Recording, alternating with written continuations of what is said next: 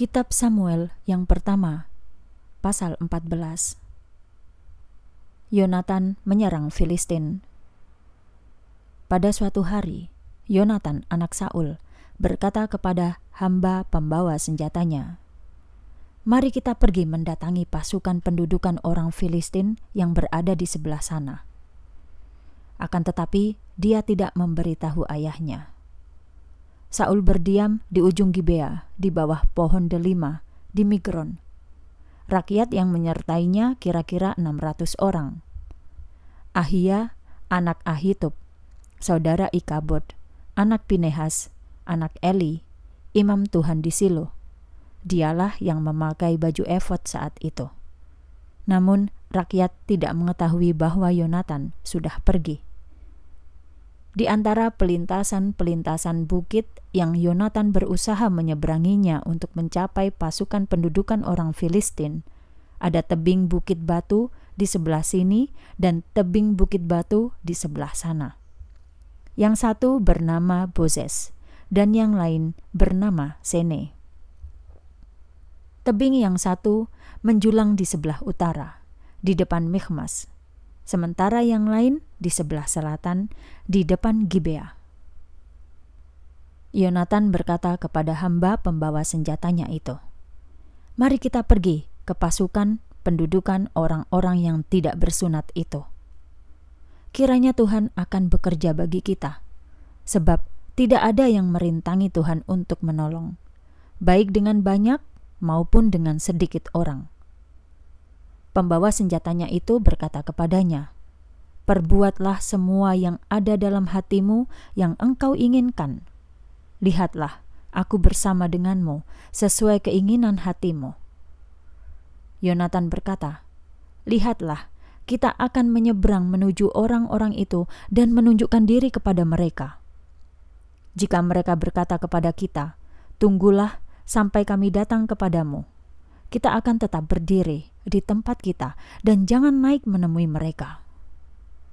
Namun, jika mereka berkata, 'Naiklah ke arah kami,' kita akan naik. Sebab Tuhan menyerahkan mereka ke dalam tangan kita. Inilah yang akan menjadi tanda bagi kita." Ketika keduanya memperlihatkan diri kepada pasukan pendudukan orang Filistin, orang-orang Filistin itu berkata, "Lihat, orang-orang Ibrani keluar dari lubang-lubang tempat mereka menyembunyikan diri mereka." Orang-orang dari pasukan pendudukan itu berteriak kepada Yonatan dan pembawa senjatanya, "Naiklah ke arah kami. Kami akan memberitahukan sesuatu." Yonatan berkata kepada pembawa senjatanya, "Naiklah mengikuti aku, sebab Tuhan telah menyerahkan mereka ke dalam tangan orang Israel." Yonatan merangkak naik dengan tangan dan kakinya, dan pembawa senjatanya mengikutinya. Orang-orang itu tewas di hadapan Yonatan, dan pembawa senjatanya membunuh mereka dari belakangnya. Itulah pertempuran yang pertama yang dilakukan oleh Yonatan dan pembawa senjatanya itu, membunuh sekitar 20 orang dalam jarak setengah dari alur bajak di ladang. Lalu ketakutan terjadi di perkemahan, di padang, dan di antara seluruh rakyat. Pasukan pendudukan dan penjarah-penjarah itu gemetar, dan bumi pun bergetar, sehingga terjadilah kegentaran yang sangat hebat. Para pengintai Saul di Gibea Benyamin melihat, dan tampaklah banyak orang pergi berpencar ke sana kemari. Lalu Saul berkata kepada rakyat yang menyertainya, "Hitunglah dan lihatlah siapa yang pergi dari kita." Ketika mereka menghitung, ternyata Yonatan dan pembawa senjatanya tidak ada. Kemudian Saul berkata kepada Ahia, "Bawalah ke sini tabut perjanjian Allah." Sebab tabut perjanjian Allah ada bersama orang Israel pada waktu itu. Namun ketika Saul berbicara kepada imam itu, keributan di tempat perkemahan orang Filistin semakin besar. Saul berkata kepada imam itu, "Tariklah tanganmu." Saul dan seluruh rakyat yang menyertainya berkumpul dan pergi ke medan perang. tampaklah setiap orang menikam temannya dengan pedang. Terjadilah kekacauan yang sangat besar. Orang-orang Ibrani yang sebelumnya tinggal dengan orang-orang Filistin dan yang ikut maju sampai ke perkemahan di sekitarnya juga ikut bergabung dengan orang-orang Israel yang menyertai Saul dan Yonatan.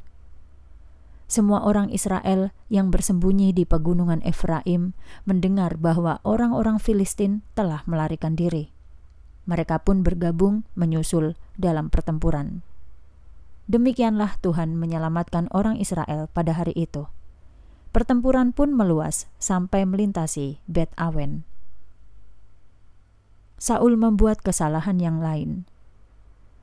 Ketika orang-orang Israel terdesak pada waktu itu, Saul pun mengucapkan sumpah kepada rakyatnya.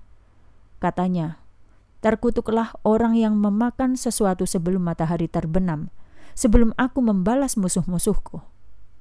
Tidak ada seorang pun dari rakyatnya yang memakan sesuatu. Semua orang dari negeri itu pun sampai ke hutan, dan ada madu di sana, di atas tanah. Ketika rakyat sampai ke hutan, tampaklah madu yang meleleh. Tetapi tidak ada yang mencedoknya dengan tangan ke mulut, sebab takutlah rakyat akan sumpah itu. Yonatan tidak mendengar bahwa ayahnya telah menyumpah rakyatnya. Dia pun mengulurkan ujung tongkat di tangannya, lalu mencelupkannya ke ujung sarang madu dan mencedoknya dengan tangan ke dalam mulutnya, dan matanya pun menjadi terang. Lalu seorang dari rakyatnya berbicara, katanya, "Ayahmu telah menyumpah rakyatnya dengan sungguh-sungguh." Katanya, "Terkutuklah orang yang memakan sesuatu pada hari ini." Karena itu, rakyat menjadi letih lesu. Yonatan menjawab, "Ayahku mencelakakan negeri. Coba, lihatlah betapa terang mataku, terlebih setelah ku kecap sedikit dari madu ini. Lebih lagi, jika pada hari ini rakyat dapat makan dengan bebas dari jarahan musuh yang telah didapatnya. Namun, sekarang tidak banyak kekalahan di antara orang Filistin." Mereka mengalahkan orang Filistin pada hari itu, dari Mikhmas sampai Ayalon. Rakyat pun sangat letih lesu. Rakyat pun menyambar jarahannya, mengambil kambing domba, sapi, dan anak sapi, disembelih di tanah dan dimakan oleh orang-orang itu dengan darahnya. Lalu mereka memberitahu Saul. Katanya, "Lihat, rakyat telah berdosa melawan Tuhan dengan memakan darahnya." Dia berkata, "Kamu berkhianat. Gulingkanlah batu besar kepadaku sekarang." Saul berkata lagi, "Menyebarlah di antara rakyat dan katakan kepada mereka, masing-masing orang membawa sapi dan dombanya kepadaku, sembelihlah di sini dan makanlah. Janganlah berdosa terhadap Tuhan dengan memakannya bersama darahnya." Dengan demikian, setiap orang dari seluruh rakyat datang membawa sapi di tangannya pada malam itu dan menyembelihnya di sana. Lalu Saul mendirikan mazbah bagi Tuhan. Inilah mazbah pertama yang didirikannya bagi Tuhan. Kemudian Saul berkata, "Mari kita turun mengejar orang Filistin malam ini dan menjarah mereka sampai fajar menyingsing. Jangan biarkan seorang pun tersisa dari mereka." Mereka menjawab, "Lakukanlah semua yang kau pandang baik." Akan tetapi imam berkata, "Marilah kita mendekat kepada Allah di sini." Saul bertanya kepada Allah, "Bolehkah aku turun untuk mengejar orang Filistin? Akankah kau serahkan mereka ke dalam tangan orang-orang Israel?" Akan tetapi dia tidak menjawabnya pada hari itu. Lalu Saul berkata, "Mendekatlah kemari, hai semua pemimpin rakyat. Ketahuilah dan lihatlah bagaimana dosa ini terjadi pada hari ini. Sebab demi Tuhan yang hidup, yang menyelamatkan orang Israel, walaupun hal itu disebabkan oleh Yonatan anakku, dia pasti dihukum mati." Akan tetapi tidak seorang pun dari seluruh rakyat menjawab dia. Kemudian dia berkata kepada seluruh orang Israel, "Kamu berdiri di sisi yang satu, sementara aku dan Yonatan anakku akan berdiri di sisi yang lain." Rakyat berkata kepada Saul, "Perbuatlah apa yang engkau pandang baik." Saul berkata, "Ya Tuhan Allah Israel, tunjukkanlah yang tidak bercela." Didapatilah Yonatan dan Saul, tetapi rakyat itu terluput. Saul berkata, "Buanglah undi antara aku dan Yonatan anakku." Lalu didapatilah Yonatan. Saul berkata kepada Yonatan, "Katakanlah kepadaku apa yang telah kamu lakukan." Yonatan memberitahukan kepadanya, "Aku merasakan sedikit madu dengan ujung tongkat yang ada di tanganku. Aku harus mati." Saul berkata, "Allah menghukum aku, bahkan lebih lagi, kamu harus dihukum mati, Yonatan." Akan tetapi rakyatnya berkata kepada Saul, "Haruskah Yonatan mati sementara dialah yang sudah membuat kemenangan yang besar ini bagi Israel? Dijauhkanlah yang demikian, demi Tuhan yang hidup. Tidak akan jatuh sehelai rambut pun dari kepalanya ke bumi, sebab dengan Allah dilakukannya hal itu pada hari ini." Rakyat pun membebaskan Yonatan, sehingga dia tidak harus dihukum mati. Saul berhenti mengejar orang Filistin, dan orang Filistin pulang ke tempat tinggalnya. Saul memerangi musuh Israel. Setelah Saul menjadi raja atas Israel, dia berperang melawan semua musuhnya, yaitu Moab, orang Amon, Edom, raja-raja Zoba, dan orang-orang Filistin, di segala penjuru.